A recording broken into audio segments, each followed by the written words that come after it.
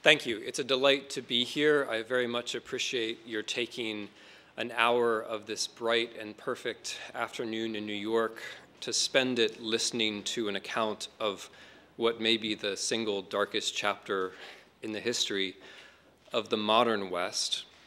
What I'd like to talk to you about this afternoon, as Walter says very briefly, is a catastrophe in which 14 million people, chiefly children and women and the aged, were killed over the space of just 12 years by two regimes, the Nazi German regime and the Stalinist regime in the Soviet Union.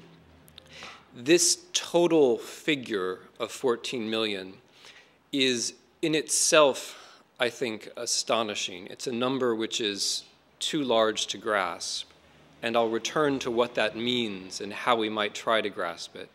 But it's also a number which tells us something very special about these two regimes. We now know, or at least have a pretty good certainty about the total number of people killed by these two regimes. It was about 17 million. Of those 17 million, about 14 million were killed in the place that I'm calling the Bloodlands.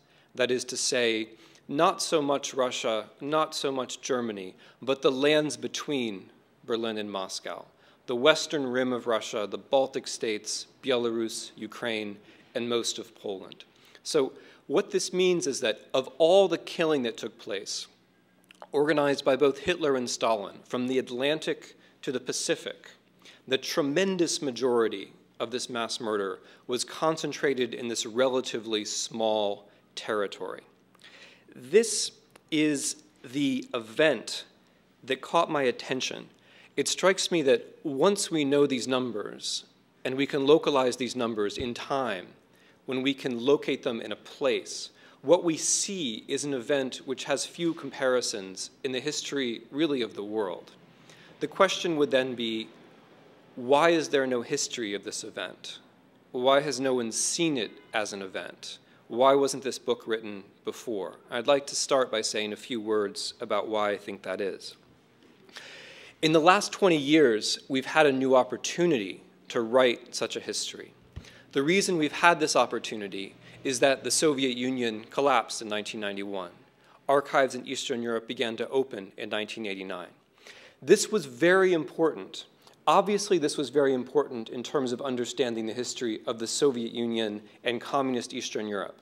However, it was also incredibly important to understand the history of Nazi Germany. Why is that? The reason is this. It's very simple. The Germans carried out almost all of their killing on territories which then, immediately after the war, fell behind the Iron Curtain. The line across which the Germans killed is essentially the same line that marked off the Soviet post-war empire.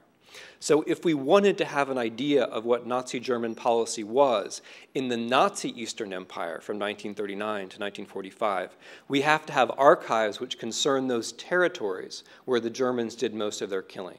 So a surprise, so to speak, result of the end of communism is that now we have a much stronger basis on which to talk about not only the history of communism, but the history of Nazi Germany.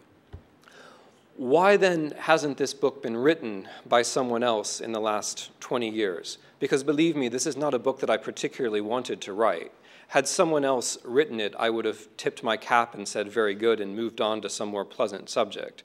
I wrote this out of a sense of obligation once I realized that it hadn't been written, and then had the even stronger and more worrying feeling that perhaps it never would be written. In any event, I think the reasons why this book hasn't been written are essentially three. They have to do with certain weaknesses in three otherwise very impressive schools of historical writing. The first of these, to start with a mea culpa, is with East European history. I'm an East European historian.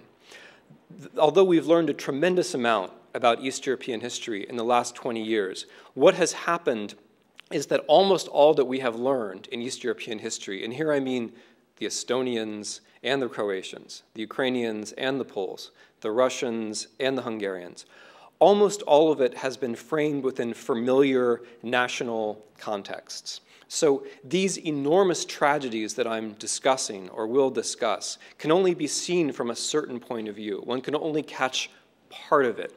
Probably the country to which this would apply the least would be Ukraine, where about half of the killing happened. However, even from a Ukrainian point of view, you can't see the totality of the killing, certainly not of events beyond the famine. The second problem has been with the history of the Soviet Union. I would emphasize that Russian, Ukrainian, American, and other historians working on the Soviet Union have discovered incredibly important things about the subjects that are the subject of my book, collectivization and terror. What has not happened is that these findings have not been integrated into a kind of geographical approach, which is the approach that I'm favoring. We have seen, in fact, the consensus has really shifted on what collectivization meant for Ukraine. I think with the predominant opinion now being that this was a deliberate action designed to starve people. And we know much more about the Great Terror. But both of these policies, collectivization and terror, weighed most heavily on people of the western borderlands of the Soviet Union. That is, the same territories where a few years later the Germans were going to kill in the largest numbers. This overlap is almost never noticed. One of the reasons for this is that Soviet history tends to jump from 1941 to 1945, with the war treated as a kind of separate subject. But once we treat the territory as the framework, we can make this observation that the places where Stalin killed were also the places where Hitler killed. The third reason has to do with what is by far the strongest body of historiography, and that is the history of the Holocaust. In the last 20 years, since the Historikerstreit in Germany, the historiography of the Holocaust has been raised to very high levels indeed, mainly by German historians, but also by Israeli historians, Americans as well. And there are new schools coming out of Poland and to a lesser extent in other East European countries.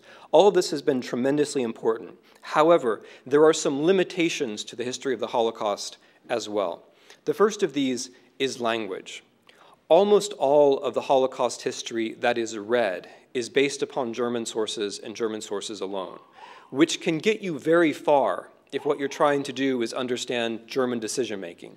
I think you can still go further if you have languages in Eastern Europe where you can understand what the Germans were facing. But German language sources don't help you very much with the victims, whether they're Jewish victims or non-Jewish victims. 97% or so of the Jews who were killed in the Holocaust did not know German. So even if you were only concerned with the Jewish victims, you would find that using German alone would limit you. And of course, the non-Jewish victims were even less likely to speak German. The huge majority of the Polish, Ukrainian, Belarusian, and so on victims left behind traces, but those traces are not in the German language, with a few exceptions. The second limitation of the history of the Holocaust is that and this is related, is that it tends to take the perspective of Berlin. It tends to begin a story in Berlin or in Germany and then extend outwards rather rapidly into Eastern Europe. Most important histories of the Holocaust, and again, there are many laudable exceptions, but most important histories, most of the histories that are widely read, do not give one a strong sense of what kind of society Ukraine or Belarus or Poland was, or even what sorts of Jews lived in those places. In order to get a robust sense of the Jews and their neighbors beyond Germany, one has to start, I think, from Eastern Europe. A particular test that I myself apply to Holocaust literature is this. What does it say about the other German crimes in Eastern Europe? So, for example, the Germans killed more than 3 million Soviet prisoners of war. That's the second largest German war crime after the Holocaust. In general, in the literature on the Holocaust, this is mentioned very briefly, sometimes not at all. Whereas in my view, it's very important to understand the Holocaust, to understand what happened to the Soviet prisoners of war first. And even if I'm wrong about that, it strikes me that if one were concerned about German war crimes, one would want to bring in all of them and just check to see if there's some kind of a relationship. The final difficulty has to do with comparison. What I've been edging towards is the argument that one has to understand Eastern Europe and the Soviet Union in order to understand the crimes that Germany committed in Eastern Europe and the Soviet Union, which I would like to think is an obvious point, but I'm afraid it really isn't. One of the things which has held us back from this sort of understanding has been comparison.